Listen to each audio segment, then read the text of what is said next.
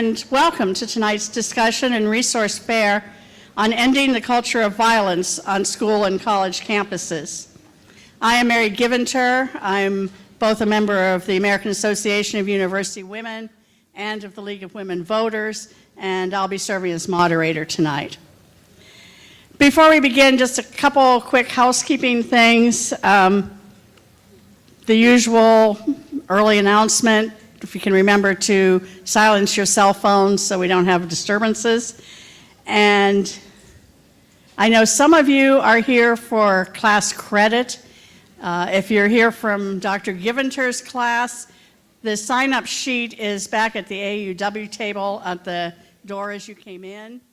Are there any other educators that need to indicate where sign-ups are? Okay, well then we'll go on. The catalyst for tonight's program was the concern of one woman, Arlene Jones. And Arlene, could you wave? Arlene is back there in the green shirt.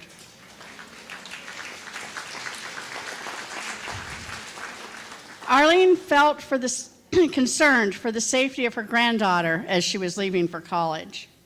But being a person who acts on her concerns, Arlene enlisted the support of other members of the American Association of University Women, who then collaborated with the League of Women Voters and Delta Kappa Gamma to develop this program. We would like to especially thank Mr. Tom Shanone and the Stanislaus County Office of Education for being the sponsors of tonight's program. In addition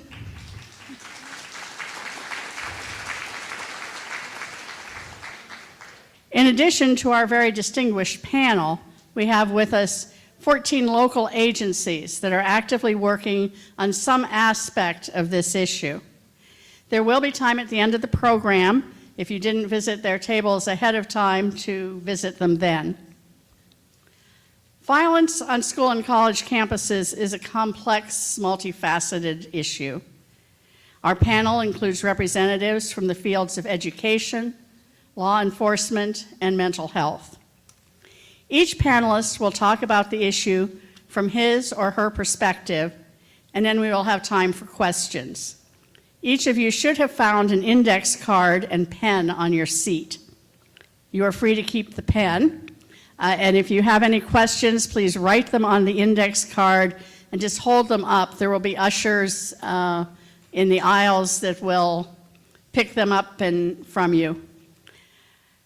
Volunteers from the League of Women Voters will sort the questions, and if there are several on one issue, they may try to combine them so we can get as many areas covered tonight as possible. We will end the questioning in sufficient time to enable you to visit the resource tables. So without further ado, we will begin with our first speaker, Stanislaus County Superintendent of Schools, Tom Shanone. Thank you very much. Thank you very much.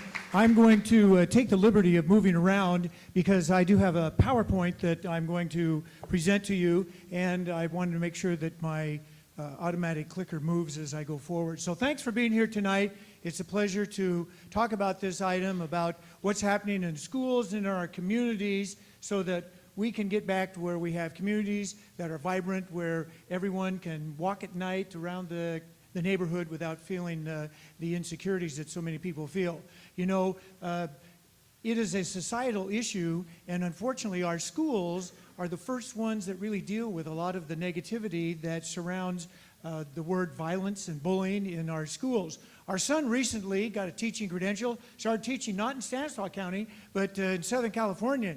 And we called him when he first started. I said, "How's it going, son?" He said, "Dad, I work at a pretty tough school.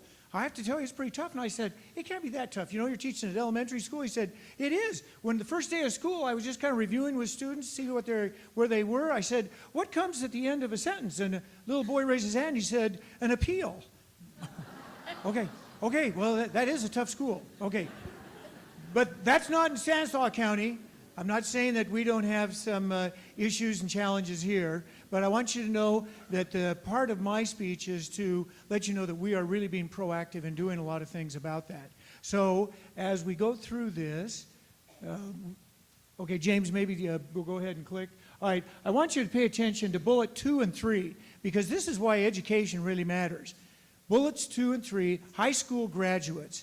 It's about income, and more importantly, it's about healthier families. And the core of our country and the core of the prosperity that we've enjoyed for the past 200 years is because we have families that are continuing from generation to generation getting healthier and better. And this is the first time that we're confronted with a generation that might not be as healthy as the last generation. That's a concern. And the third bullet, high school dropouts are more likely to be unemployed, receive welfare, and commit crimes. And part 2 of my quick little 6 minutes here is just to let you know about an initiative that we have going at Stanislaus County, and that is destination graduation. So, James, let's try the next slide. Okay, so the experts say, and go ahead, there's 2 gentlemen here that are experts on violence in schools, and they list violence as actual physical harm done to victims, which are the students in this case. Next slide. And they say that incidents like the ones that we had at Columbine, Virginia Tech, and it seems like there's not a week that doesn't go by that you don't read about some kind of a lockdown at a school or even a school shooting that takes place in our countries. But they reinforce the perceptions that schools are dangerous places, that they're dangerous places. Next slide. And it says, on the heels of any school shooting, there's the perception that violence is on the rise. But according to these 2 researchers, it's not. In fact, there's been a steady downtrend toward, in the past 15 years, of school violence. Next slide.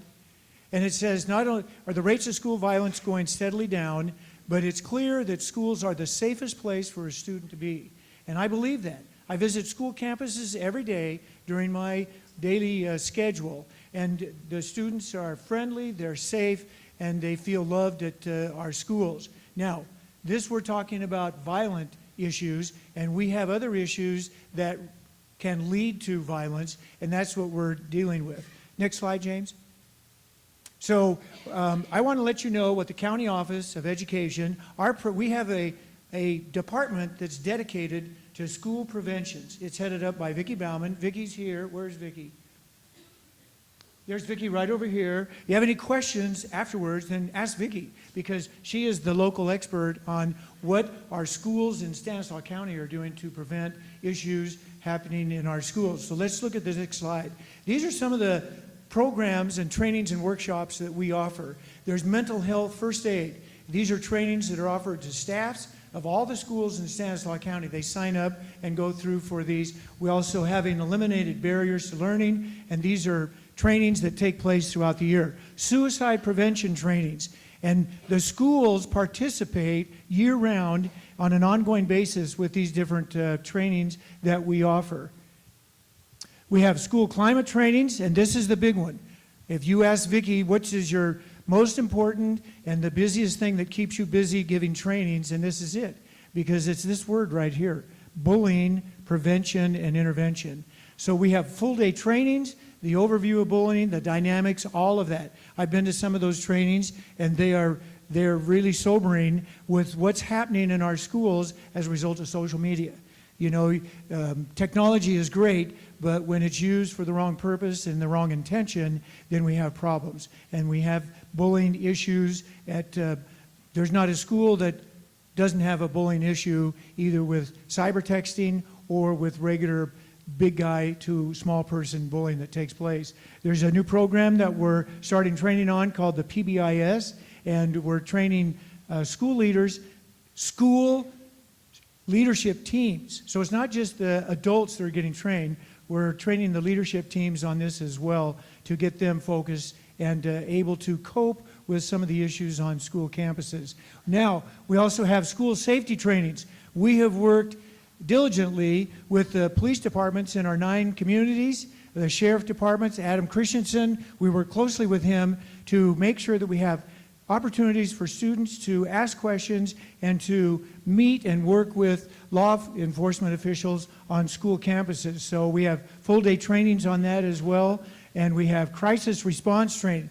What do we do, God forbid, there is a crisis on a campus? We have training so that teachers and staff know what to do and where to send students so that they are safe. So these are items that I want you to be aware of that are happening in schools, in districts, in Stanislaus County. And the county office is responsible for all of these trainings. And many schools are implementing a number of wonderful programs. There's the Peace Builders program that Modesto City Schools uses. Turlock is using a Character Counts program. Many districts are being very, very proactive, and that's why in the last 3 years, the trend with school suspensions and expulsions have gone down, because we're trying to get at the heart of this and not just put a Band-Aid on the problem. And so that's what we're dealing with right here. Now, I wanted to let you know real quickly, James, better move it for me.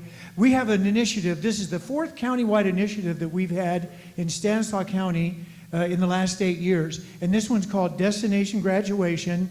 And it came about because of these 2 books. The Coming Jobs War talks about a global problem and concern about jobs, not just in America, but worldwide. And when the Gallup poll, the last 6 years, when they did their poll of what is the biggest concern that you have, the number 1 concern worldwide was a job for me and a job for my child. So that's a concern, and we can't give young people jobs without a high school diploma. And when the Boomers Bail is written by Mark Lautman, and in his book, he says that based on census data, in the next 5 years, 78 million baby boomers are going to go into retirement. And who's going to backfill all those jobs? That's a real concern. James, next slide. And here's the issue that we have. In the 60s, you didn't have to worry about getting a job, because look at unskilled labor was 60% of the labor force. So, hey, are you breathing? You have a high school diploma? You're in. Okay. And then the next slide shows where we are today. In 2012, unskilled 14%.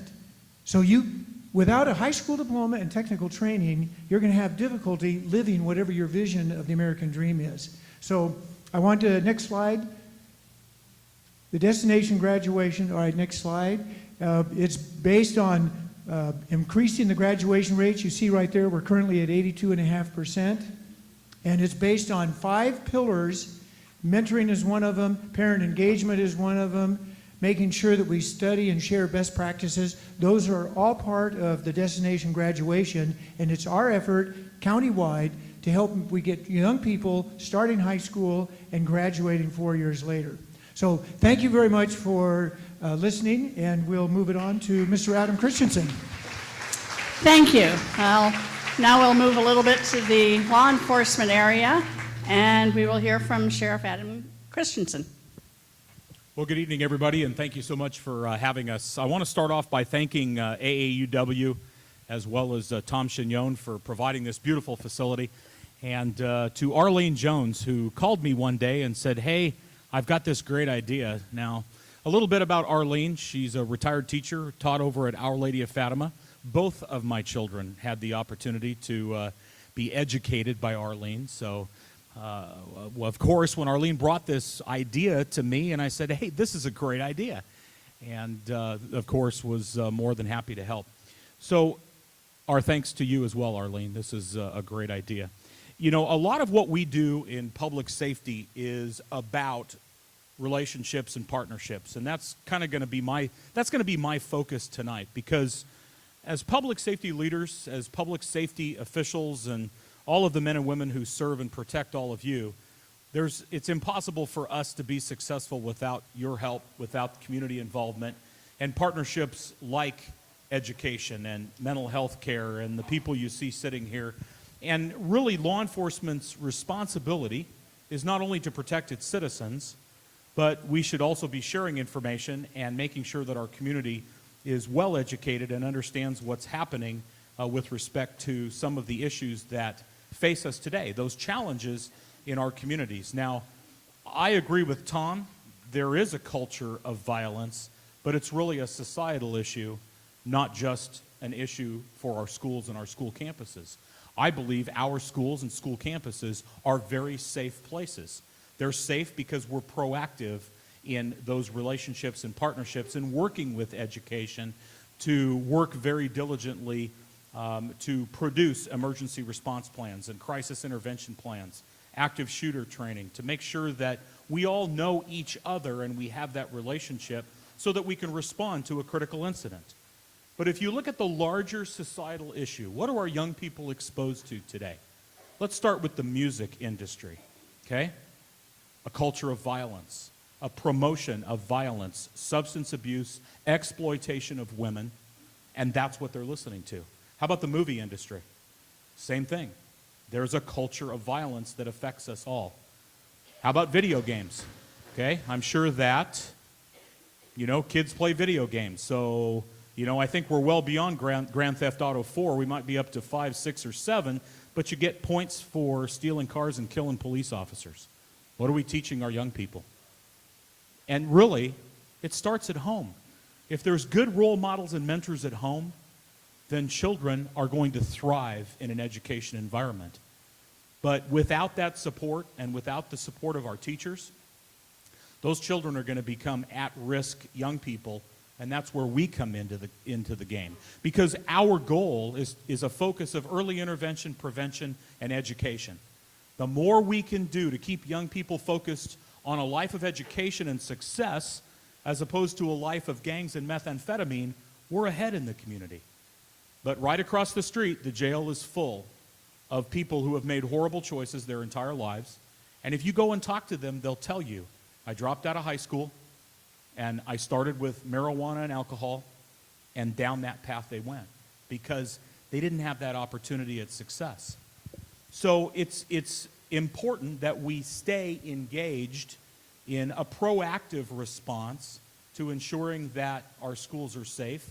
You heard about all kinds of great initiatives that are going on right now. These are things that don't necessarily happen in every community, but we're privileged in Stanislaus County to have those relationships and partnerships and our proactive approach to what we're doing with our young people. The influence by the media. Let me talk a little bit about that. Again, everybody's got one of these. If you're crazy like me, you have two. See, I got two of these. We live in a world of instantaneous information sharing, social media, as Tom mentioned, one of those emerging problems with, cyberbullying.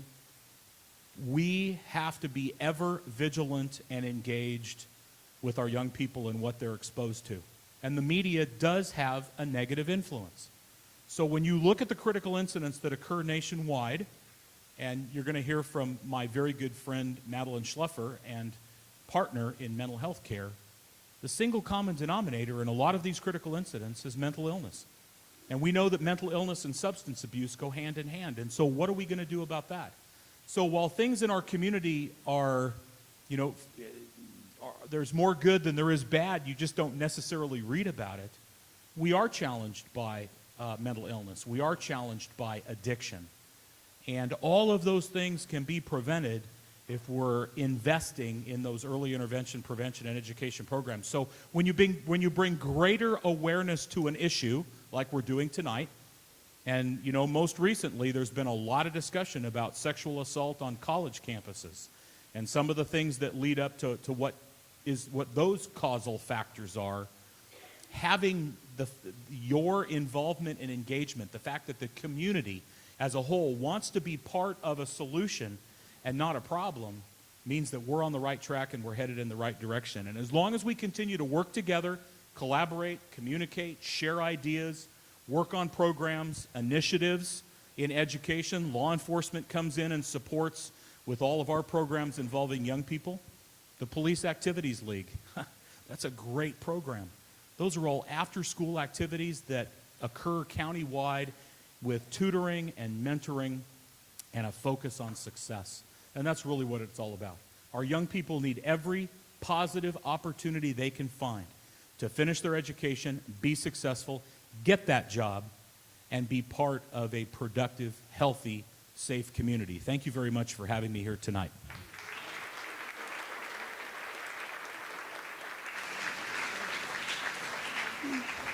Our next speaker is the Director of Behavioral Health and Recovery Services, Dr. Madeline Schleffer.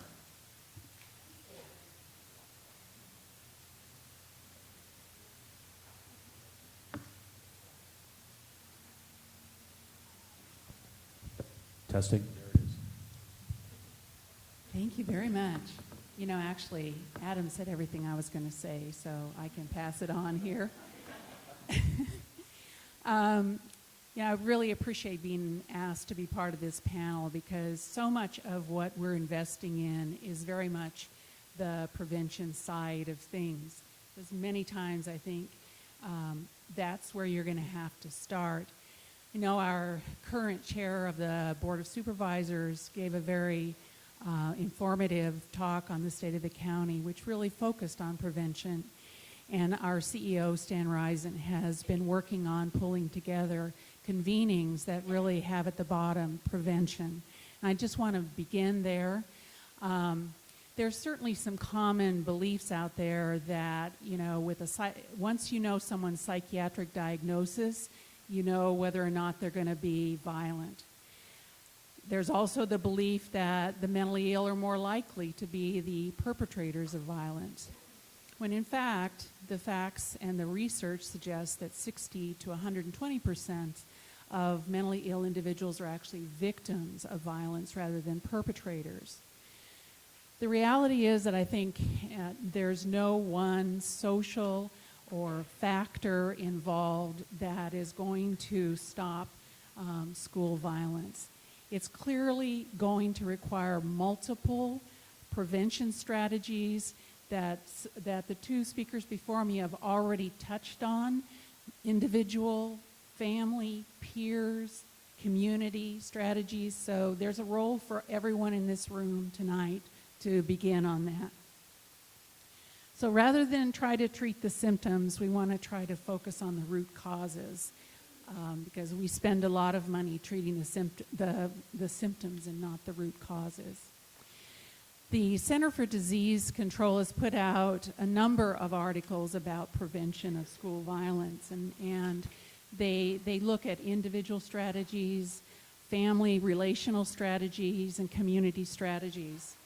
Some of the individual strategies have to do with improving an individual's problem-solving abilities and skills, increasing their participation in pro-social activities, and also focusing on the opposite of staying away from factors, peers that are not the best or most helpful to you. And the focus of some of our department's prevention early intervention activities have been trying to work on those individual strategies as well as the others as well. Relational, as I mentioned, changing the school environment. And I think some of the initiatives that Mr. Chagnon mentioned are really aimed at changing the school culture and environment. And I will talk about some of our own initiatives to do with that. Enhancing parental involvement. I don't think you can say enough about that. That if parents are not involved in their children's lives and making it important that school is an important place to be and making sure that they're modeling appropriate problem-solving strategies, that's difficult for a young person to develop their own. Community level, there's a variety of things, and I think we need to get together as a community to really decide what strategies the community can put together. I mean, it could be something as simple as after-school activities in a safe and structured environment with good supervision, or as mentioned already, mentoring programs where students believe that someone cares about how well they read or whether or not they're going to school. The CDC also identified certain risk factors and protective factors, and I think for our prevention and early intervention programs, we're really focusing on developing protective factors, and I think that they are sort of the opposite of the risk factors. Individuals, young people with attention deficit problems or learning problems, more likely not to do well in school, drop out, and then we start a cycle that could end up with them being violent. As Sheriff Christensen mentioned, substance use. It's easy to get into that when things aren't going right. That seems to be a really good way to make yourself feel better. And it's an interesting connection that many times it's hard to tell whether the mental illness came first or the substance use, and those with both. And we really try to ferret that out because that is helpful to us in treating those individuals. Low parental involvement, inconsistent supervision, antisocial peers, socially disorganized neighborhoods. These are your risk factors. On the protective side, you're trying to develop skills and competencies in the social arena. And for some individuals, that's difficult because of some of the challenges that they're dealing with from birth. Religiosity has been one. Connectedness to the family or adults outside the family who are willing to step in and be a parental figure. As I mentioned, families that model constructive strategies for coping with problems. So if what you see is your parent turns to drinking because they can't handle what's going on, that becomes a strategy that might be helpful for you, you think. Membership in groups that don't condone antisocial behavior. There's an initiative that we are currently promoting, which we call Committed, which is actually in a couple of high schools and at CSUS, where students in any extracurricular activity sign a code of conduct. So, I've got a little bit behind, and I see time is running on. So just let me mention a few things that we've been dealing with. Aggression replacement therapy and training, helping youth develop improved social skills, moral reasoning, better anger management, reducing aggressive behavior. The results have been helpful. Some students are attending college. Some have become youth advocates for mental health awareness and stigma. And I actually saw some of our, what we call a new endeavor created by students, Youth in Mind. I saw a couple of them walk in the door when I came in, and I really appreciate the fact that they're focused on leadership, and I think that's something that's really being helpful. This leadership and resiliency programs that we have, which are school or community-based programs for youth 14 to 19 that enhance internal strengths and resiliency, help them prevent involvement in substance use and violence. The results have been increased self-sufficiency, improved leadership skills. I mean, our Youth in Mind students actually wrote a grant for something that they wanted to do that our Mental Health Service Act funding is actually decided to fund. So they did it all on their own, all by themselves. Really great leadership, positive self-confidence, and connectedness to communities.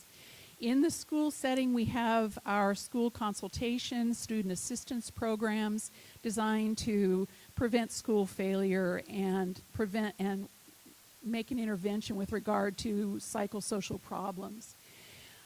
We have a couple of programs. One was actually written up recently in the newspaper, and that series has started, Nurtured Heart Program. They also had it out in the Patterson Unified School District. Center for Human Services was doing that. This is really designed, again, as I said, to change the culture by uniting teachers, students, and parents. Engaging and focusing on the positive, what's going right, not what's going wrong.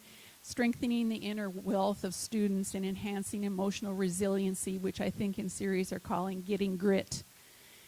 There's great success in those. Another one is creating lasting school student success, which is one that Sierra Vista Children and Family Services is heading up, which strives to see students succeed in communities at home and at school.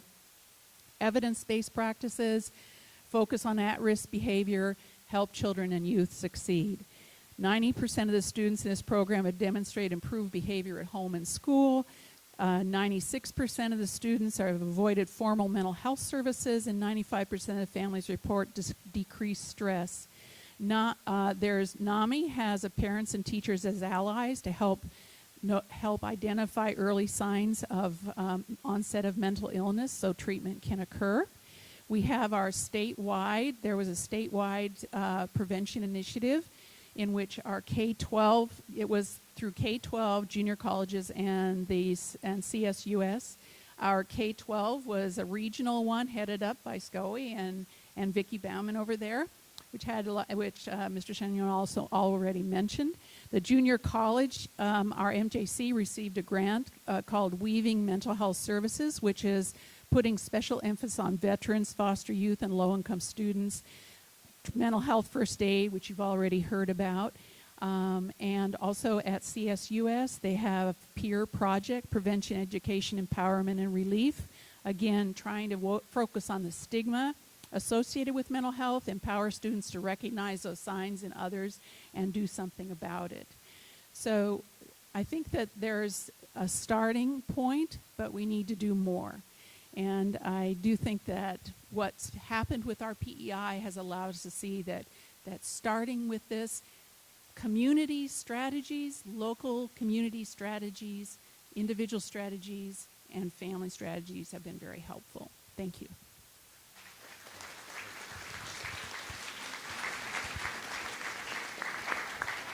All right, and our next speaker is the Executive Director of the Stanislaus Family Justice Center, Mr. Tom Ciccarelli. Thank you very much. I think I'm going to borrow your mic. This one's a little loud. Either that or I just talked too loud. Thank you, Arlene. I'd like to thank you as well for your persistence.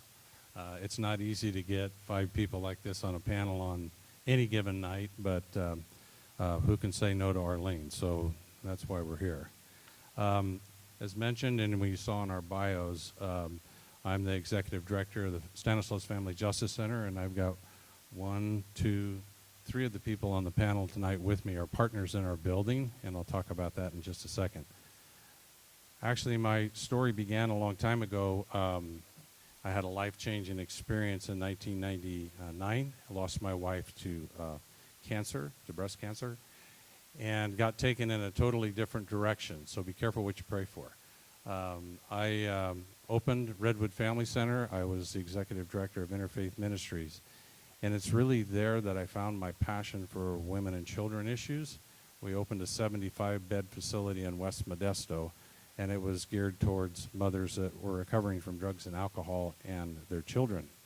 And it still exists today under Valley Recovery Resources. Deanna Morris was the person that helped me open that. I tell you about that because there were times in that process that I was so frustrated as an executive director. Women would come to us, victims of domestic violence, in addition to the drugs and alcohol, because they all go hand in hand. And they wanted to get out of the violent situation. And we would put a driver with them and try and get them around to all the services they needed in the county. And it was virtually impossible, even with a driver. Now imagine having 2 or 3 kids and being on public transit and trying to get around to all the services. So we were frustrated because many times we failed and the woman would have to go back to an abusive relationship. And we all know what happens when you go back when you failed. You're going to get beat up again, and it's going to be worse because somebody wants to teach you a lesson. So we were frustrated with that. The Family Justice Center concept came along, and it was Sue Foster who was working with me, helped me get Redwood Family Center open. And she said there's this great concept called the Family Justice Center. It had its genesis in San Diego County, and they're opening these centers around the country with funding through the Office of Violence Against Women, through the VAWA Act, and President Bush at the time was providing money to open centers. And so we evaluated opening a center here in Stanislaus County. It was perfect for me because I'm thinking, okay, everything we need in one place and all the partners we need to assist victims of domestic violence, sexual assault, elder abuse, and child abuse in one spot. So it definitely got my motor running. And so Carol Shipley, the deputy DA, had been working on this project for about 3 years prior to my coming on board. And Sue said, Tom, I need you to find a building, finish the business plan, and open this up. So 10 months later, it was November 2010, we opened the Family Justice Center in the old Kaiser building with just a handful of clients that first year. Last year, we served 1,178 unduplicated clients at the Family Justice Center. And here's the kicker. 880 of those were children, either that are victims themselves or collateral damage to domestic violence. We have critical co-located partners in our building. We have the sheriff. We have behavioral health and recovery services. We have other law enforcement that come in from the county, Lester's people in Turlock and other places. We have the district attorney and their advocates all in the building. We have behavioral health. And then we also have Havens Women's Center, which is a critical and a vital piece of the work that we do at the center. Because they don't only provide the collateral support that my staff needs to safety plan and do those things, they're also our shelter piece. And so if we do our job right that day, Haven provides a warm bed and food for clients that night, and they can be out of that domestic violence situation in one day's time. I want to talk about some other stuff about Haven a little later. But, you know, as I look at my partners and where we are today, you know, it occurs to me that somewhere on a college campus that there's a young man who sat in a class today and probably heard about women in other parts of the world that are oppressed, and feeling a sense of outrage about that because they're required to wear a burqa to hide their natural beauty. Or in some cultures, they could be stoned to death because their husband just says the word adultery. And that young man could be outraged at that and share that. And then that same person 12 hours later could be at the frat party giving some poor girl alcohol and drugs. And somehow that's okay. That's different than what's happened in Saudi Arabia or someplace else. And I think that we as society have to look at that because this is an epidemic across the country. It's not an isolated situation. And I think it's incumbent on us as citizens of the United States to look deep in our hearts and deep in our families to look for an answer to that. Because the word that comes to me for that young man is entitlement. Somehow in his twisted mind, he feels that that is different than he's entitled because of his association with a frat or a school. This is the way it's always been. Rape is rape. And he has crossed the line that night. That entitlement piece goes unchecked. And so there's 100,000 women a year that are reporting sexual assaults in the United States. 100,000. And we know, us in Haven that do this work every day, that that's a small piece. They say only 10% report. 10%. So what does that mean? Does that mean there's 1 million? Could be. Because if the statistics bear out nationally like they do locally, it's just a fraction of the people. And so, you know, I applaud Haven for doing the work that they do in concert with what we do at the Justice Center. They're also working with CSU. Stanislaus down on some very creative and innovative programs. And that's what we need. Madeline said that. That's what we need. We need to be proactive. And we need to be changing the culture of manhood in this country. There's some horrible things being done to young women across the country. Drugs and alcohol being primary, and of course, GHB being the one that is the most abused, the date rape drugs. And so I just want to thank you for inviting us to come tonight and share a little bit of our story, and I hope that we get some questions tonight that we can answer. But my job is to applaud my partners. I really have the easy job in the building. You know, I do the executive director work, and my partners do all the heavy lifting. We do 30 cases a month of sexual assault against children in our building, 30 cases a month. And the forensic interviews are done in our building. Law enforcement works in conjunction with all the other agencies, the district attorneys, and then BHRS has a job with their clinicians to pick up the pieces and help the kids move on. So, you know, I applaud this process. I thank you for bringing us all here tonight, and I look forward to the questions. Thank you.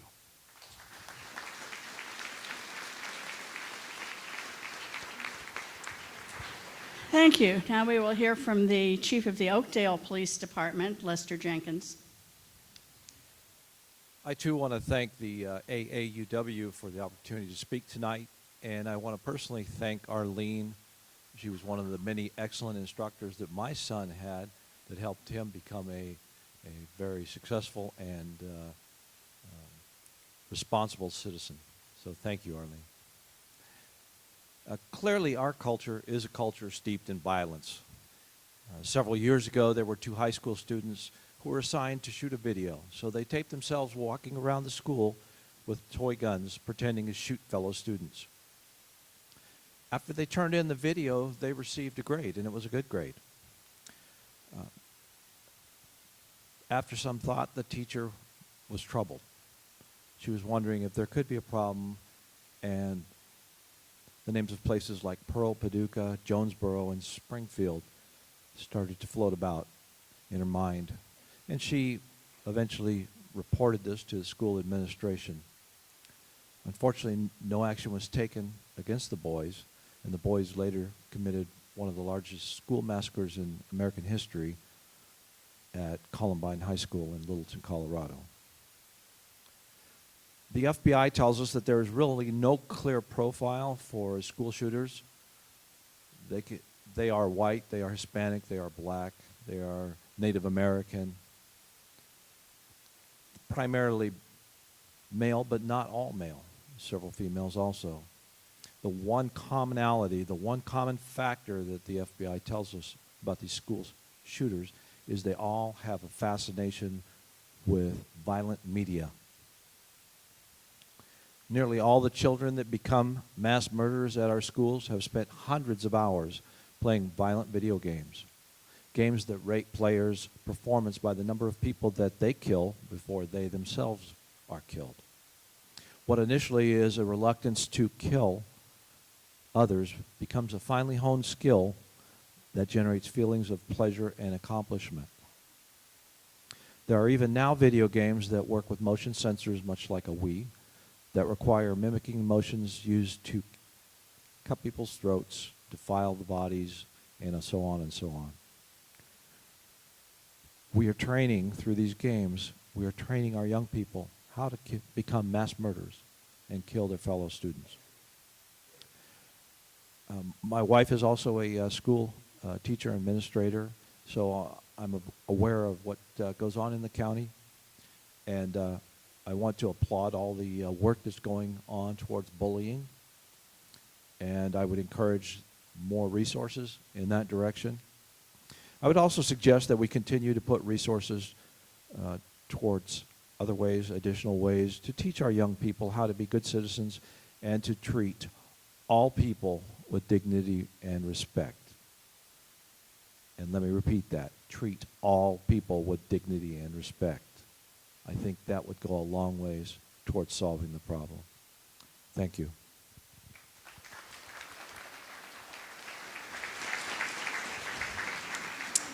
Thank you. Our last speaker on the panel, but by no means the least, is the Vice President of Student Life at the University of Pacific, Mr. Patrick Day. Thank you. Thank you very much. You know, when you're last, you got to keep it tight. So I'm going to try, and I'm looking at the time, and I know that people can't go much past 45 minutes in terms of listening to talking heads, so I will try and keep it brief. I work with a lot of college students, and you get a lot of feedback very quickly. Thank you. Let me also add my thanks to AAUW for this event.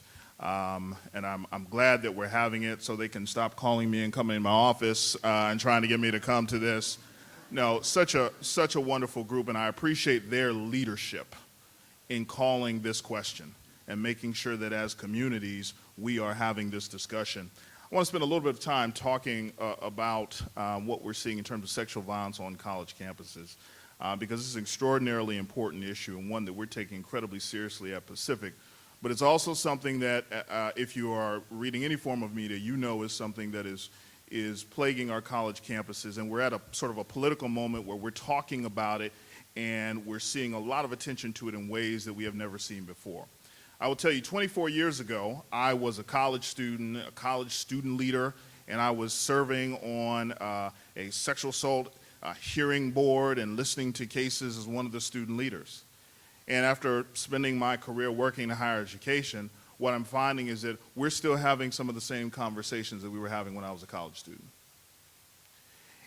We are at a place where the majority of college students who are women, about 60% plus of American college students are women.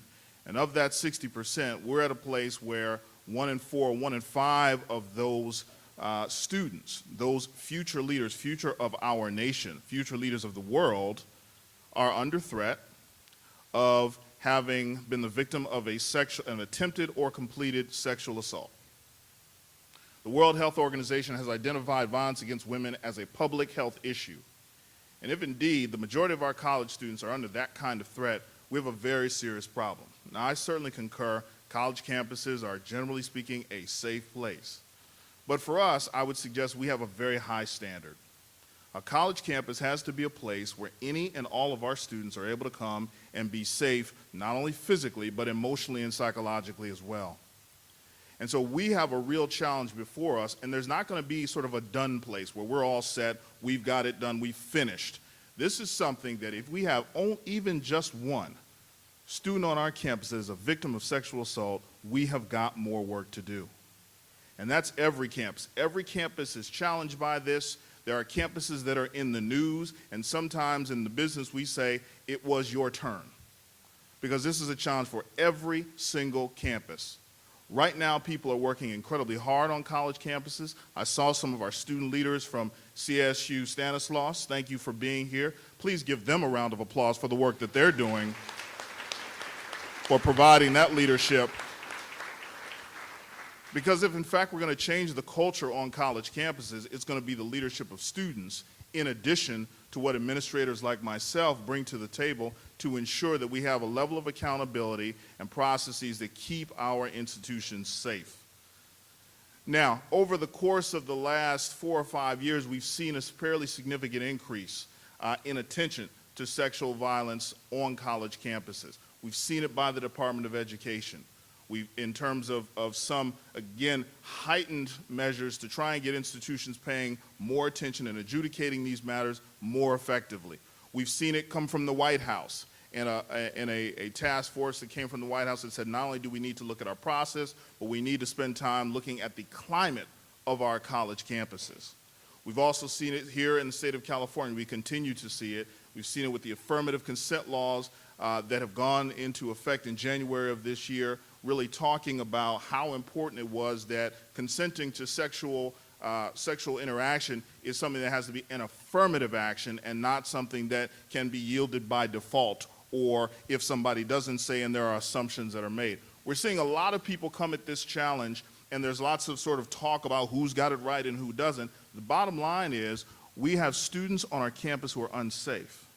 And so every campus has got to ratchet up significantly how much education we're doing, the tightening up of our judicial processes, our student conduct processes on our campuses, making sure that we are addressing these things effectively and expeditiously, making sure that there are appropriate sanctions for people who are found responsible, making sure that there is fundamental fairness for both the alleged perpetrator and the alleged victim.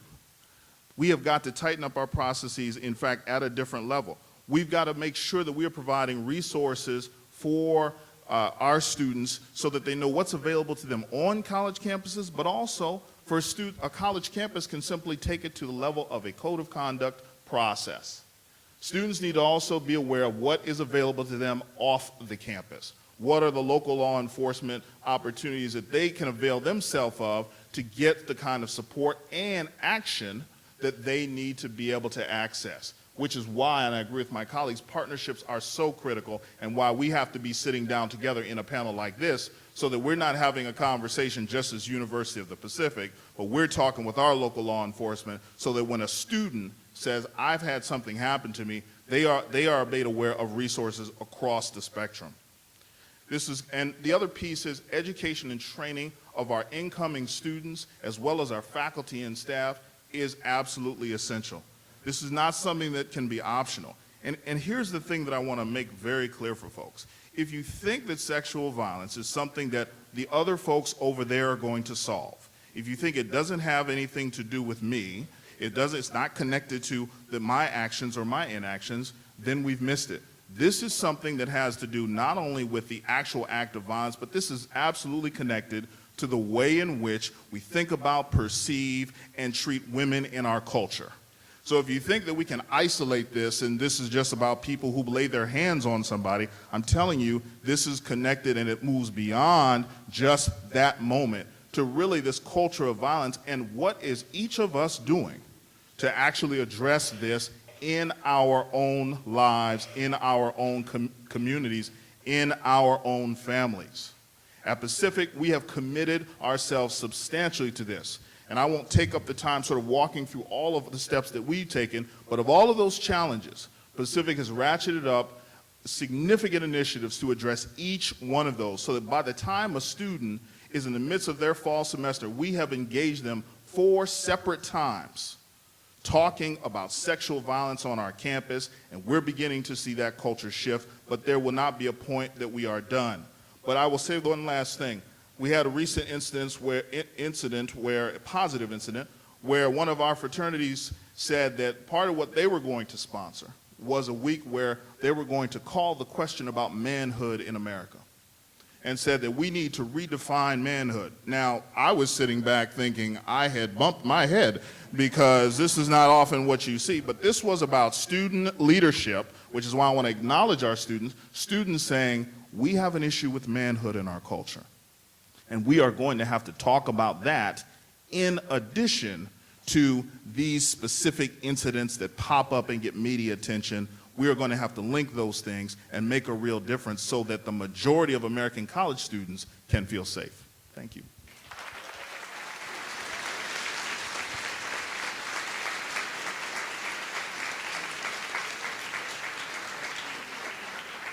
All right, we will have time for some questions from the stack over there. Probably not all, I'm afraid, but we will start. But the first question I want to bring up was one that was really generated as we were preparing this program. The people at Friends Outside were very kind to allow us to ask inmates, current inmates in our local detention facilities, who are participating in the Friends Outside's life skills classes, to think back on their school experiences, and if they could identify anything different that may have changed the course of their lives, or what they thought leaders might do to influence people, children, so they don't go the path they have gone.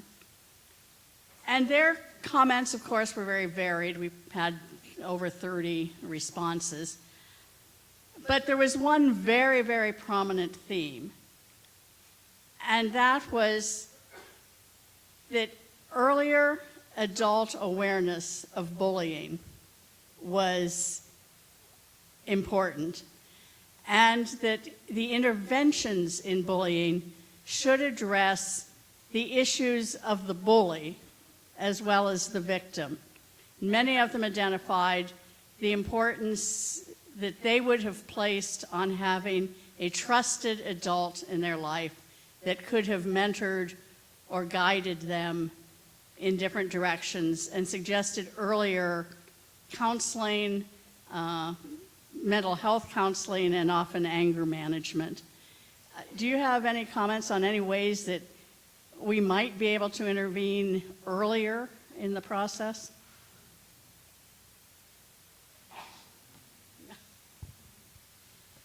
Sadly, our county office operates a juvenile hall, and I often visit the students that are detained at juvenile hall, and these are youngsters between the ages of 12 and 17. And when I ask them their story and the choices that they made to lead them to get into incarceration, many of them talk about observing their own fathers in their house doing things to their mother that they assumed was okay because it happened on a regular basis.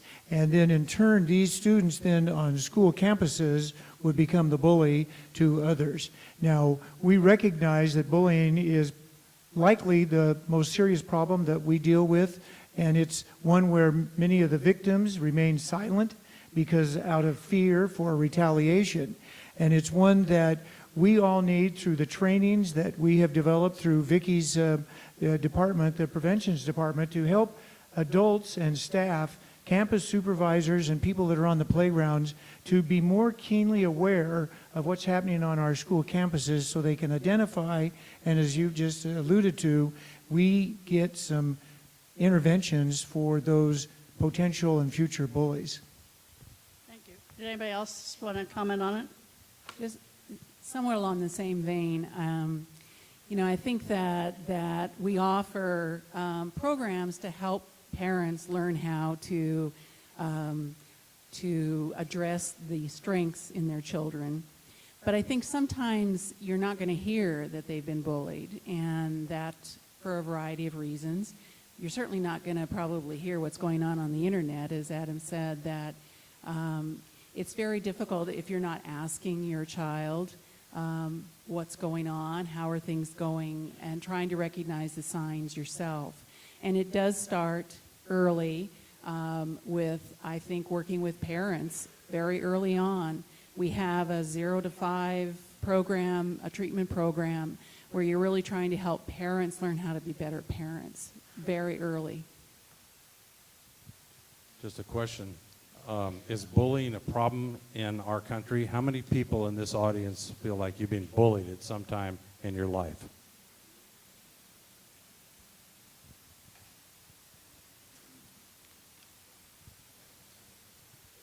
Bullying has been identified as a causation factor in several school shootings.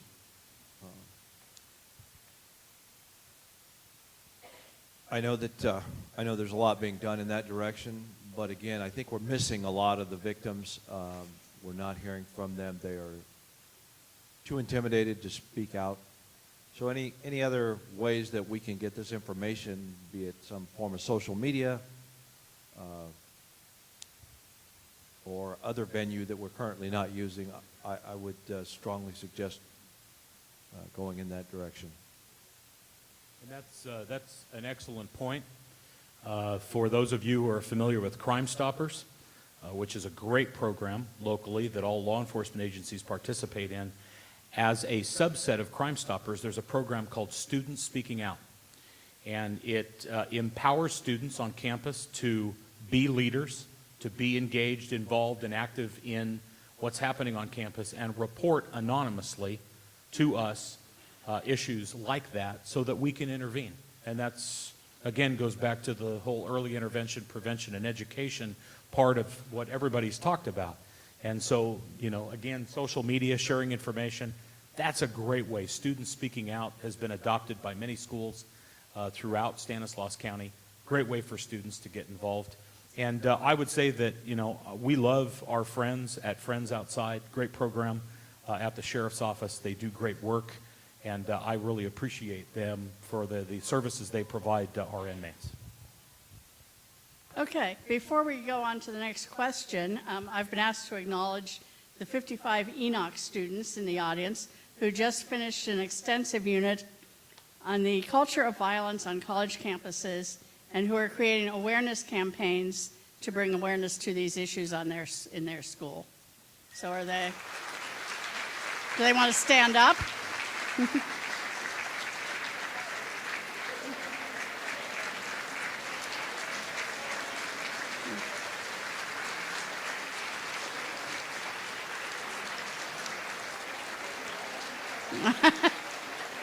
Some of you are shy. Thank you very, very much for being here, and thank you for the great work you're doing. Obviously, as the speakers are indicating, this is exactly what we need. I have one other question while we're waiting for the audience wants to be sorted out.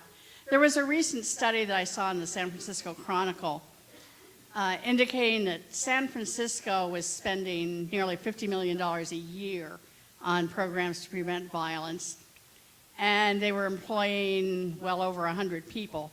But what they did not have was a way to coordinate the programs, and they did not have a way to measure the effectiveness of individual programs.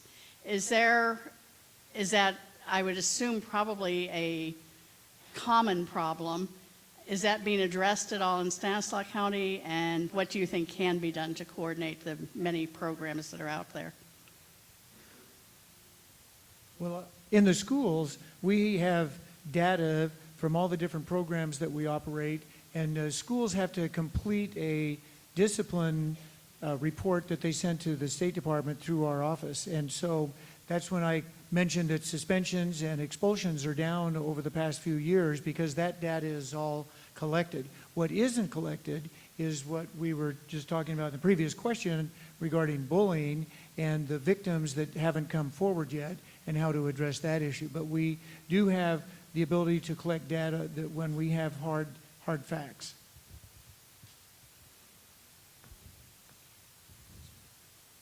Okay, this first question is for everyone on the panel, or whoever wants to comment on it. Our local trends are changing. Your institutions are serving an increasingly diverse population. Do you have a plan of effective cultural, connectivity? Competency, okay, or place in your agency? I guess essentially, how are you dealing with an increasingly diverse population?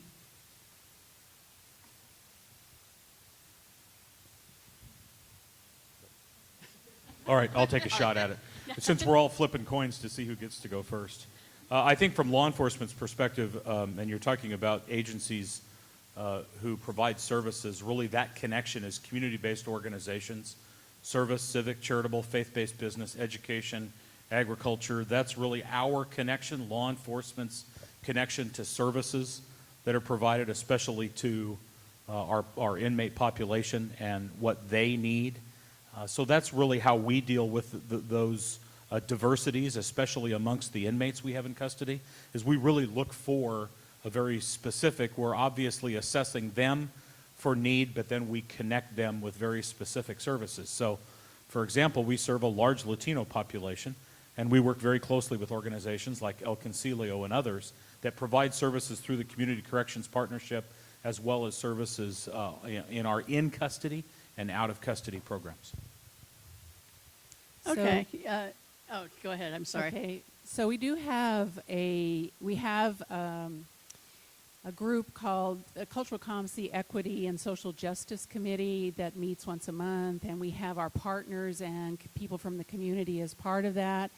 A lot of our Mental Health Service Act funding has gone into community capacity building, which is basically saying, you know, government can't do everything. There are a lot of things that communities can do.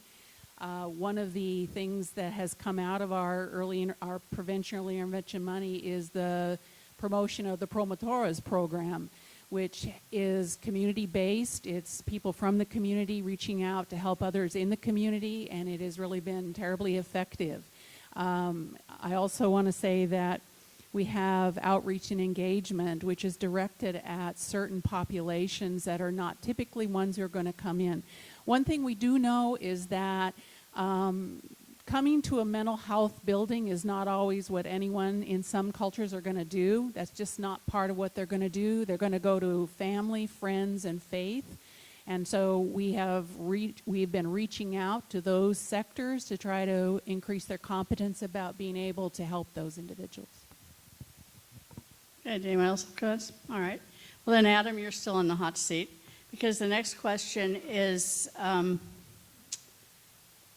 regards the training of public safety officers in how to handle people with mental illness, and you're asking kind of what it is. And Great question. And again, partnerships, relationships. We have an outstanding relationship with Madeline, again, Behavioral Health and Recovery Resources, as well as the Center for Human Services. And there is a 40-hour crisis intervention course. It's called CIT training. And our deputy sheriffs in both corrections and on the sworn side participate in those programs. It's an intensive full-week program that focuses on not only scenario-based training, but greater awareness and recognition of those who are in mental health care crisis and who need our help and how we can intervene and refer them to the services they need. And it's your program too, so. I thank Sheriff Christensen and other law enforcement agencies for participating because, like he said, It requires him to take an officer off the street for a week. And in some cases, that's really difficult to backfill. And we've been working to try to get funding to help out with that.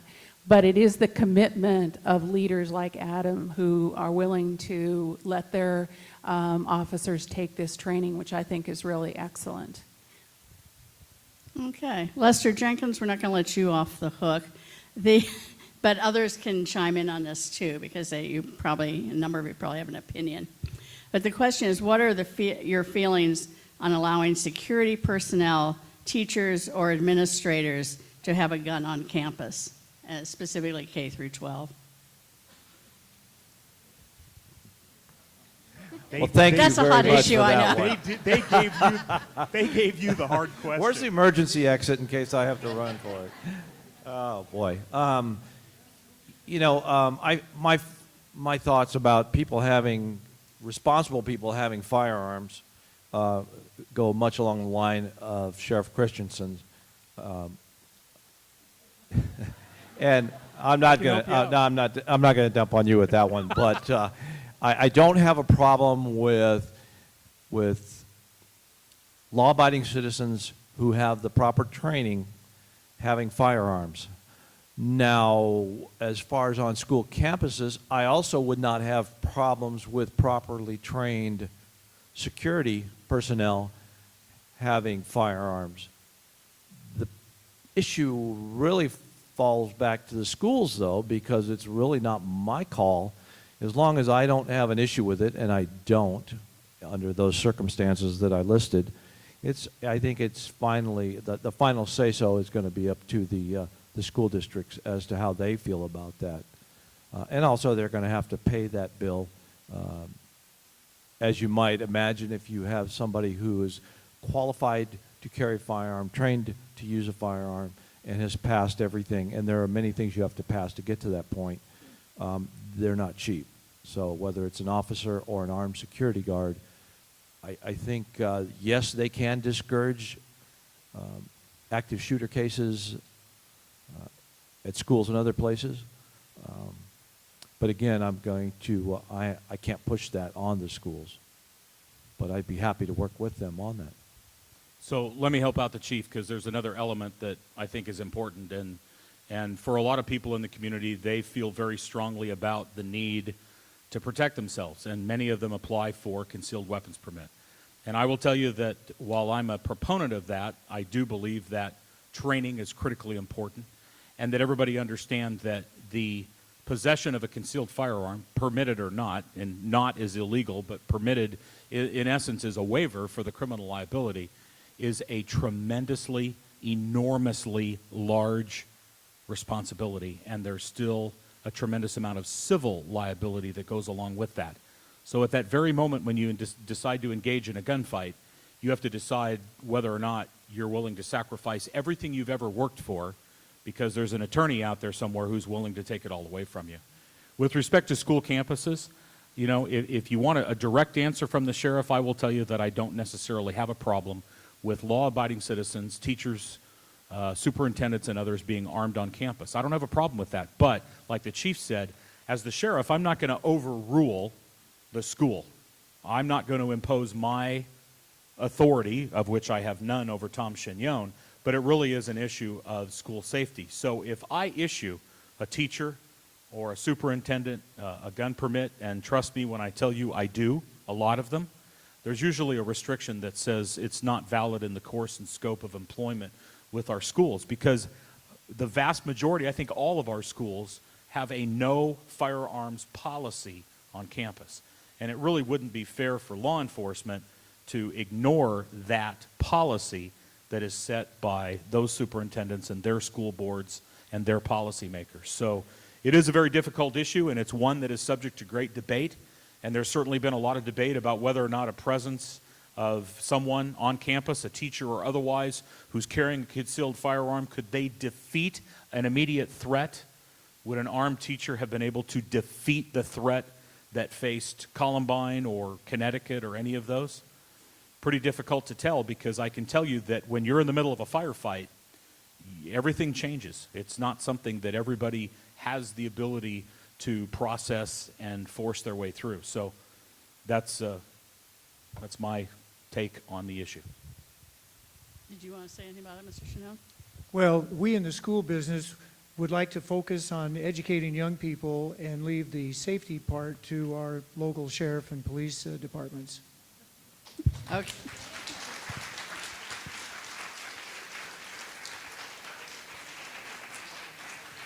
Okay, we'll switch tacks a little bit. This question is for Mr. Day. The Modesto Bee printed a remark you made saying, boys need to learn to be men and girls need to learn to be women. Can you elaborate on this?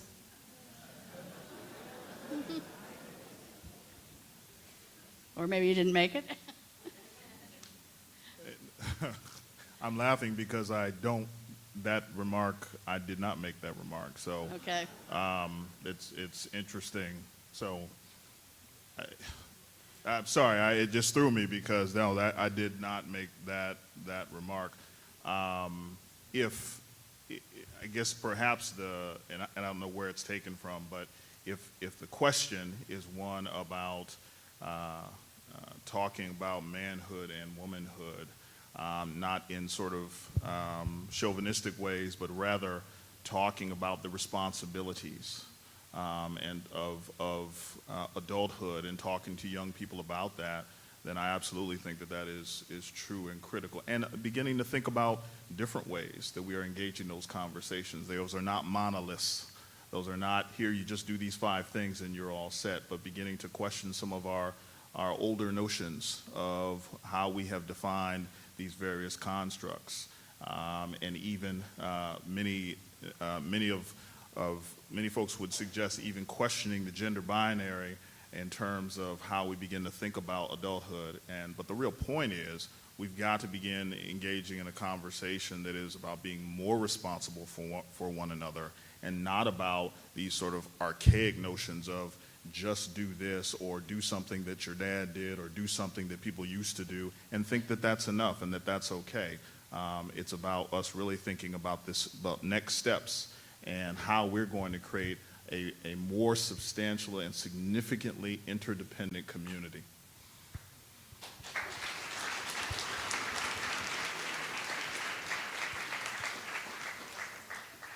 Okay, this next question is for Mr. Ciccarelli, and it lists a number of items: anger management, parenting classes, drug and alcohol rehab, tattoo removal, jobs and job skills, and case management, and suggesting that for justice-involved youth, would they benefit from a one-stop shop that could provide all of that, like the Family Justice Center does for victims of crime? I think the answer to that is absolutely. And I think that in the work that you do, you have to, carve out your niche, so to speak, because we cannot be all things to all people. And so the work that we do is centered around victims of, but for every victim there is a perpetrator of. And I think that is something that is sorely needed in terms of intervention. We're not going to end domestic violence in this country unless we deal with perpetrators. And it's a complex issue that we deal with every day. It takes everything that a human being has, because domestic violence is not just heterosexual. I mean, we have clients in our building, and I know that Haven does too, young men and young women that are victims of domestic violence and same-sex partnerships. And so, we need to be sensitive to that and deal with that. And I think that this community is in sore need of, and maybe this, I don't know, maybe this comes from the faith community.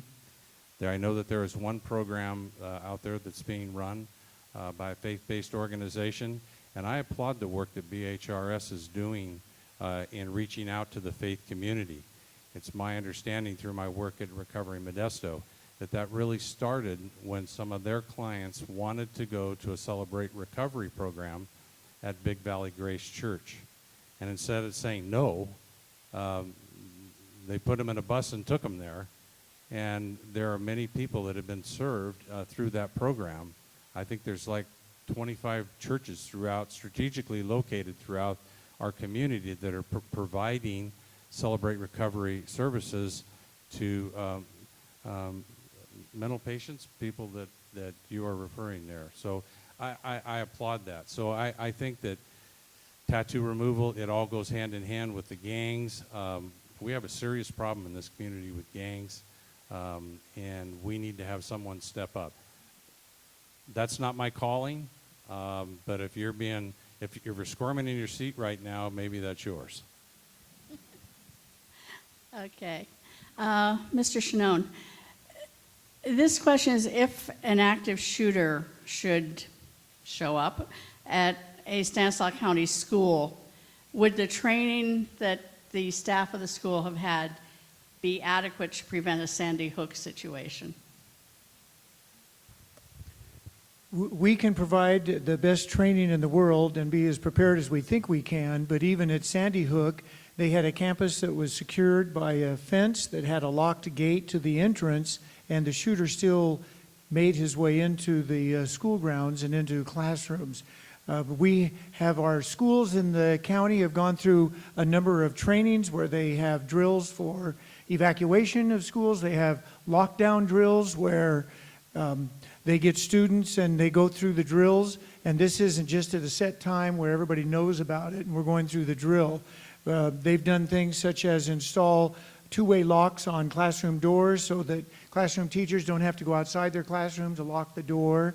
And we have prepared schools and staff as well as we can prepare them. However, when you look at the shootings that have taken place over the past 10 to 15 years, no preparation can really have you expecting that to happen in your community and at your school. But we feel very fortunate that we have worked closely with the Sheriff's Department in working on active shooter drills, and we've watched videotapes of other incidents that have taken place throughout the country, and we feel that we're as prepared as we can be. Adam? I would agree. There's a tremendous partnership and a desire to make sure that our emergency response plans, our crisis response teams, especially in active shooter situations, is well established, well drilled, and everybody understands how it works. It's a little bit of a loaded question, no pun intended, because remember, I don't know, unfortunately, many of us don't want to remember these cases, and we should never forget the victims. But the shooter in that case started shooting the minute he took his weapons out of the car. He was shooting his way into the school. And I can tell you right now that there isn't anybody in that school with any amount of training that will be able to defeat a threat like that. Only law enforcement, equally armed, is going to be able to defeat a threat that is shooting their way into a school. And so, while we take these situations very seriously, remember the common denominator goes back to the whole issue of mental illness. Why, we're asking ourselves what other resources can we put into identifying early on someone who is in a mental health care crisis situation, and what could have been done to prevent this tragedy from happening long before the shooter showed up on the school campus. So Tom's comments are right on point, and we want to continue to actively work with our educational partners in ensuring that our school safety is top-notch. There was a corollary question that followed that, which was, can there be campus security officers on every school campus? Well, if you're talking about law enforcement officers, before economic chaos, we had an agreement with schools that wanted school resource officers, which I believe personally is a very, very important role in law enforcement because it provides, again, that mentor and that role model. Let's face it, a lot of what law enforcement does results in a negative contact for a young person. We respond to a home where we're actively engaged in investigating a domestic violence case. Mom and or dad go to jail. In front of the kids, we're the bad guys. Okay? We intervene in a variety of situations where children see us in that negative perception. And in a school environment, it's a positive perception because as a uniformed presence on campus, role model, mentor, go shoot some hoops, tutoring, let's have some fun, talk to the kids, very, very important. And we had a 50-50 share of cost, and we had school resource officers in schools, and then along came economic chaos. Our goal, my goal, is to re-implement that program as the economy recovers, as we staff back up. We got to get our school resource officers back in the school. If you're talking about private security that's armed, that has nothing to do with me, law enforcement, the sheriff. That is strictly the school's decision. And again, they're governing bodies and boards and their policymakers who decide whether or not they want an armed security presence on their campus versus a law enforcement uniform presence versus none at all. Mr. Jenkins, it looked like you wanted to comment on that too.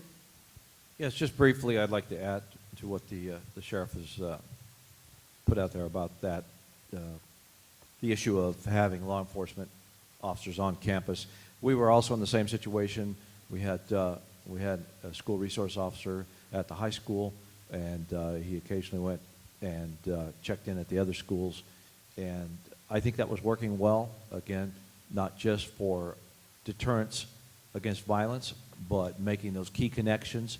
And we actually, believe it or not, we found out that one of the greatest benefits of that was that we were receiving so much information from the students that came to know these officers and trust them that we had reduced a great deal of gang violence because this was an intel gold mine for us on the gang members that were still in school.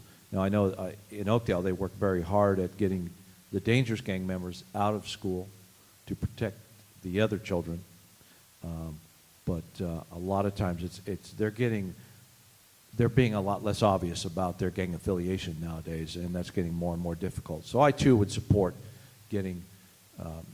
working with the schools, sharing the cost, and getting school resource officers back on campus where they can shut down a violent situation like that in short order. There's no guarantee, there's nothing you can do to guarantee you no one will ever be harmed on a school ground, but we want to reduce the number of people injured and reduce the number of occurrences. Mr. Day, the question for you is, how prevalent are self-defense classes on college campuses, and are young women encouraged to take self-defense?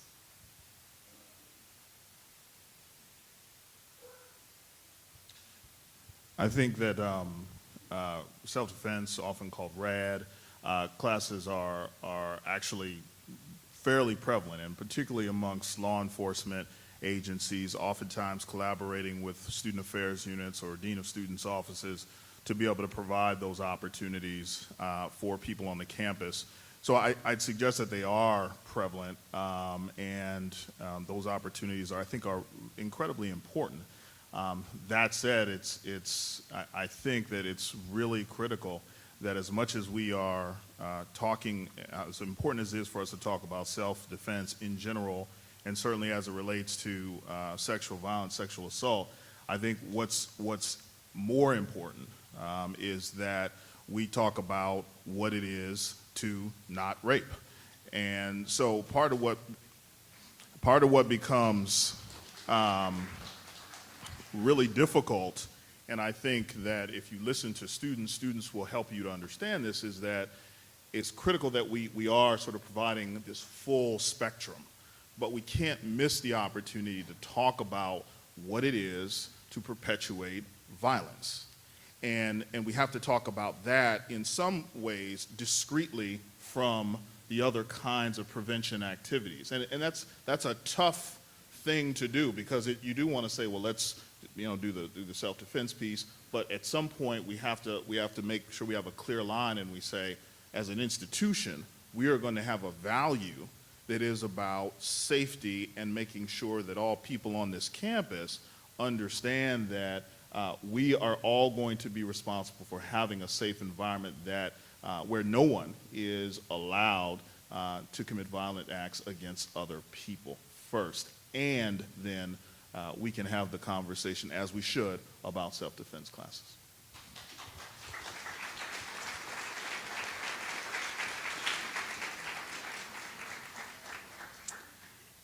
This question, I think, alludes to actually something that a number of the inmates had alluded to also, that there needs to be a safe place for troubled youth to share their feelings, get some peer and adult support, and find caring adults that they can trust. And a number of them suggested that a quality after-school program that offered some academic assistance, sports activities, and some degree of mental health assistance would be ideal.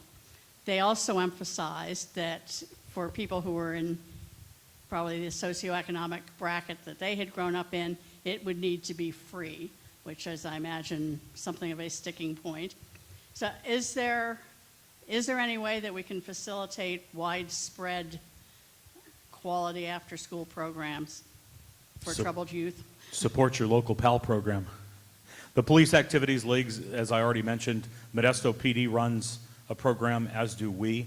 As a matter of fact, Ed's in the crowd somewhere. Ed, there he is. Ed works with our PAL program and has a karate program in Keys at the Keys Community Center for young people in that community to come. And that type of program builds self-esteem, confidence.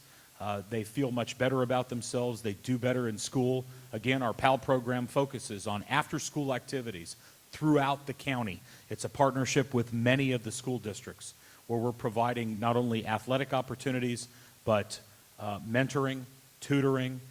There is, again, a connection to our mental health care providers and clinicians. And those programs exist. The schools have them.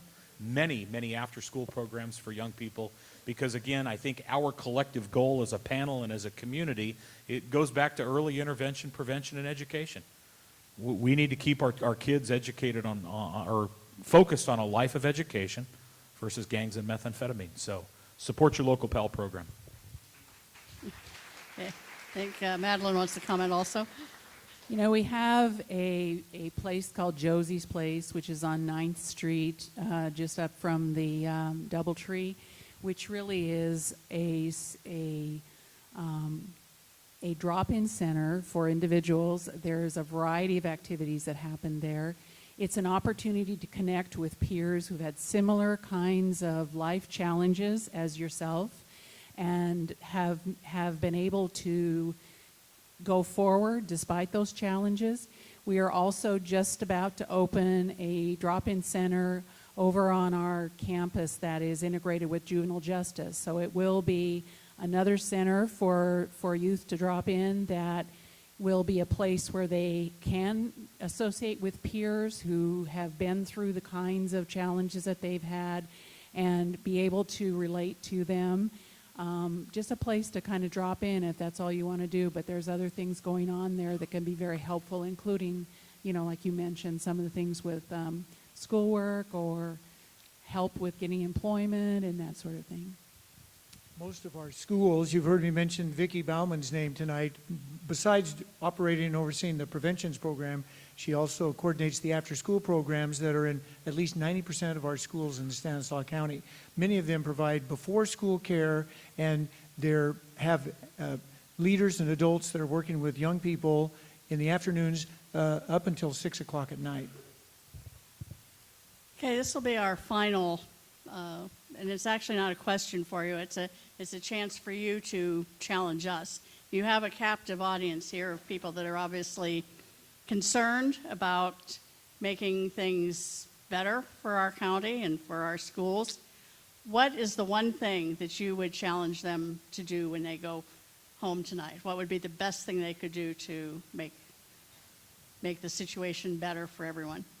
Okay, I'll lead off, and I'm going to get to that point, but I wanted to share that our daughter recently got married, and the young man she married is a British young man. And so last summer, my wife and I journeyed to England to visit his parents.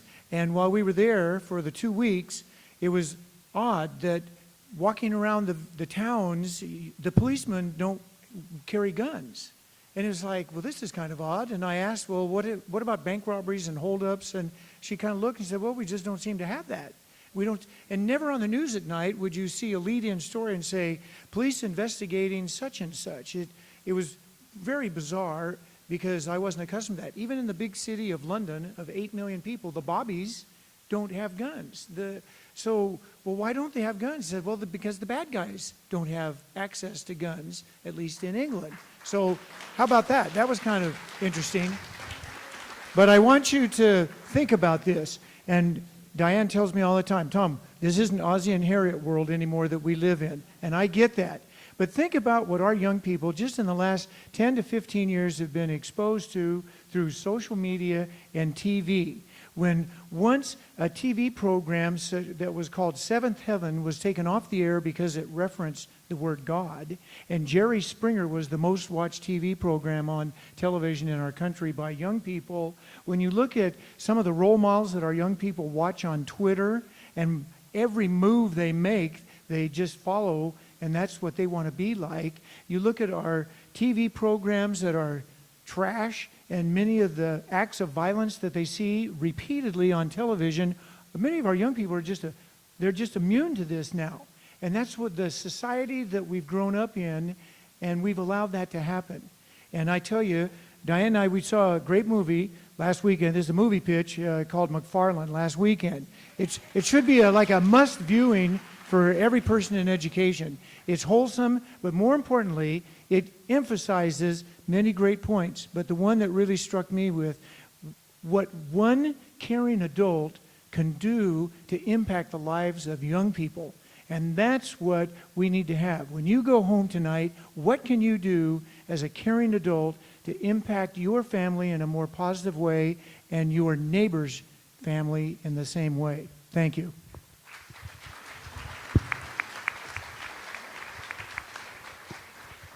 And the challenge is when he's up to bat first, he steals all your thunder. Hug your kids, be a good mentor, be a good role model. Reaffirm your commitment, like Tom said, to make a difference in a young person's life.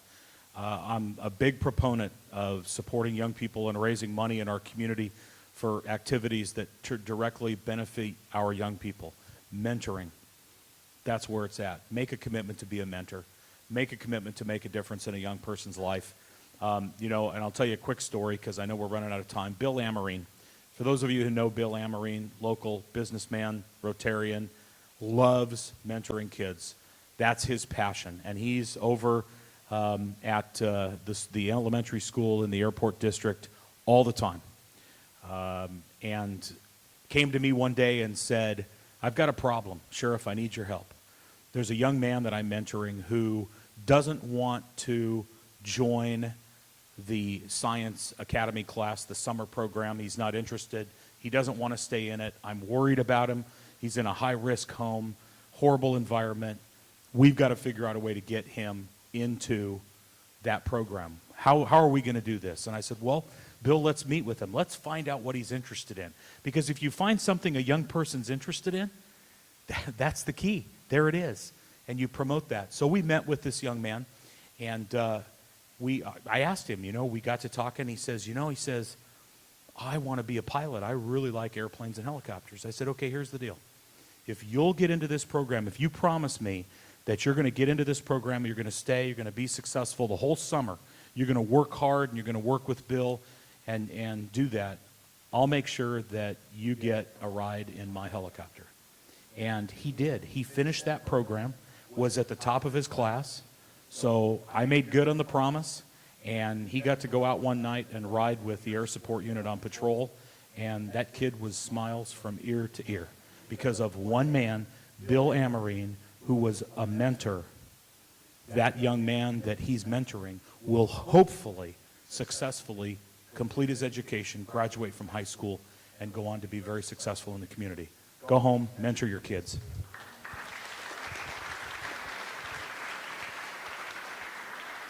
I might say what Adam just said. You know, they take all of your all of your good ideas, but I still have something left.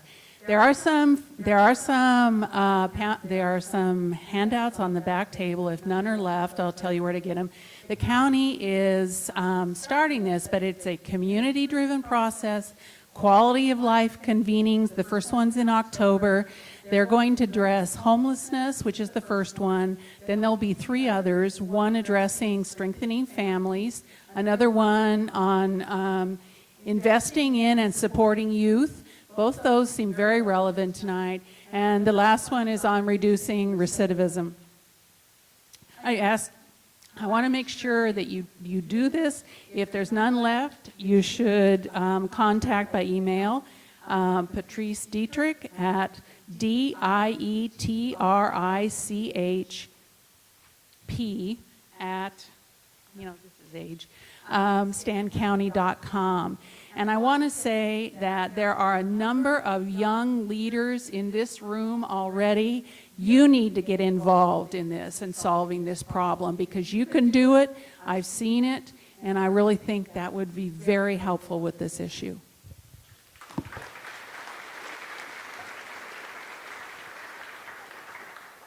Well, I believe in my heart of hearts that early intervention is the key.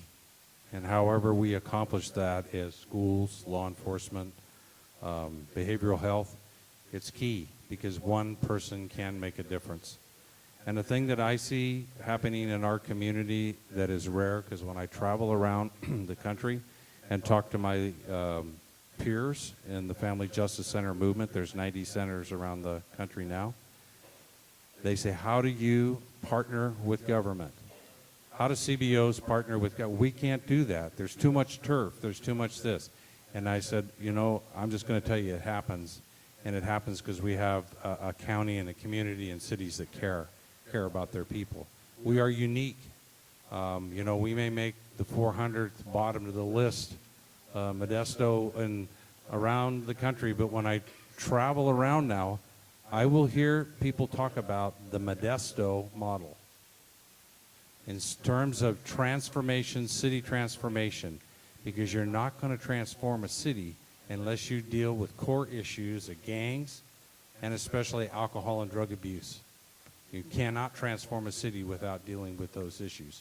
So I would say what you need to do is encourage city councils and boards of supervisors to partner with CBOs, community-based organizations, and nonprofits.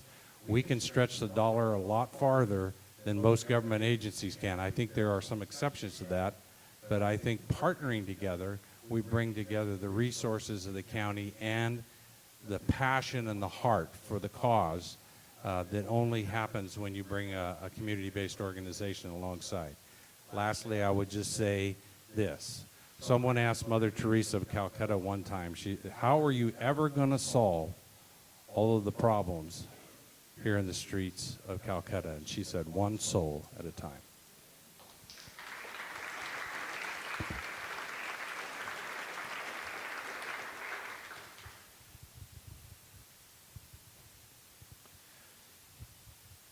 In Oakdale, when we have a shooting, and knock on wood, they're not that often, but when they happen, it always rattles the community, and we look closely at the cause of those, and without a doubt, the gangs are responsible for nearly every one of our shootings, and they're responsible for the vast majority of our violent felonious assaults. So I would like to challenge everyone in the audience tonight, if you know or you teach a student, a young person that comes from a socio-economically challenged neighborhood, perhaps they only have one parent, try to reach that child early on before their peers do, because everybody wants to be respected. They want to belong to something or some group, and they want to earn respect. And we need to teach them what true respect means. And what type of behaviors that they need to model to get that respect before they turn to someone that maybe just a few years older than them that tells them you get respect by driving by a group of unarmed people and shooting at them, trying to kill as many as you can. Because once they reach that level, there's really no getting them back. Then the sheriff and I deal with them, the courts deal with them, the penal structure, they're pretty much gone after that. There's really almost impossible to save them when they get deeply entrenched in the gang. So anything you can do to keep them from falling in there and show them that you don't have to commit acts like that to get respect in our community. Thank you.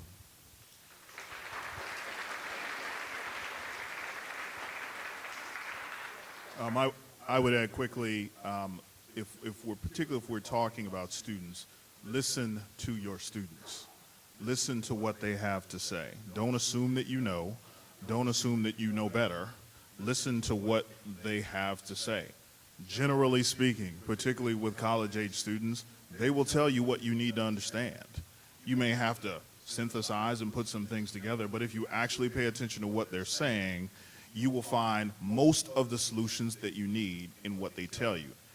Particularly if you are a parent of school-aged child, spend time with your child.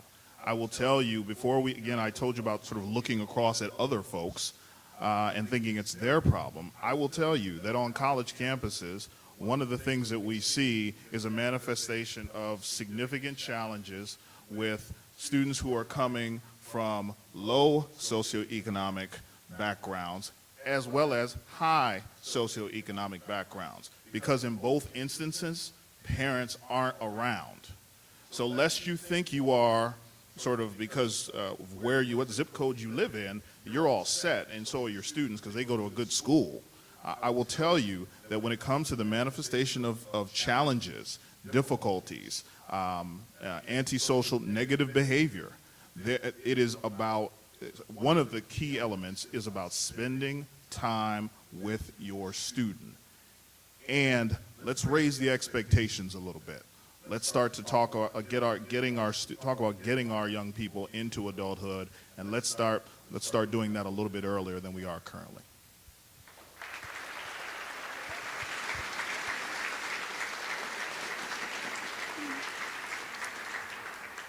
Well, thank you to our panel members for generously giving of their time and sharing their expertise.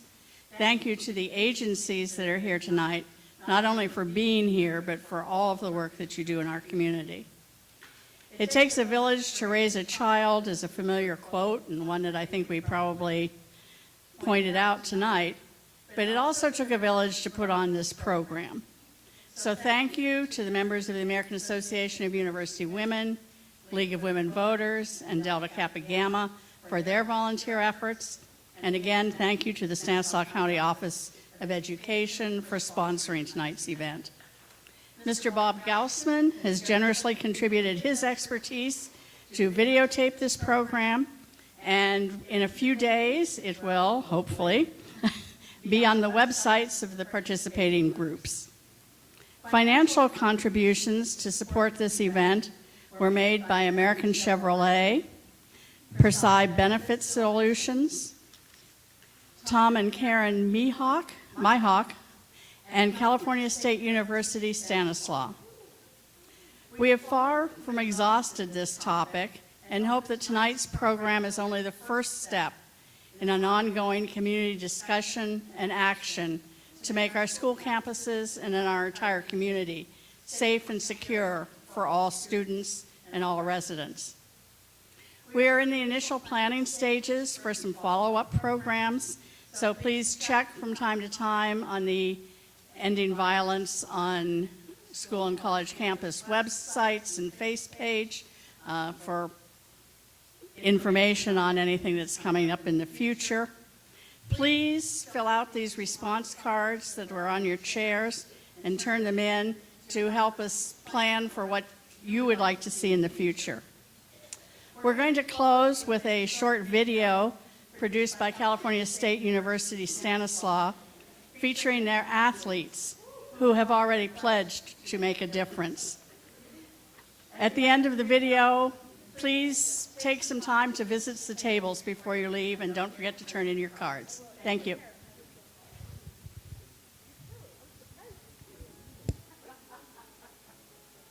Did you know the first few weeks of college is the period when most are at risk of being sexually assaulted?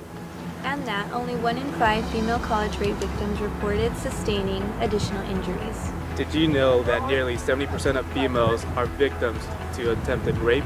Did you know the most told them to stop? It's time as warriors to take a stand against violence. And I am one to take a stand. I am one to take a stand. We are ones to take a stand. And that is why, as warriors, we pledge To not bring aggression off the playing field. To hurdle over the social norms and spread towards a new positive direction involving violence.